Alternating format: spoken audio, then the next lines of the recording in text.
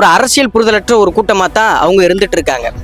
ஒன்றும் இல்லை, ஐயா பெரியாரை பற்றி பேட்டி கேளுங்க அவங்கள்ட்ட, ஐயா அம்பேத்கரை பற்றி பேட்டி கேளுங்க, அஞ்சலியம்மாளை பற்றி பேட்டி கேளுங்க, வேலுநாச்சியரை பற்றி கேளுங்க, பதில் தெரியாது.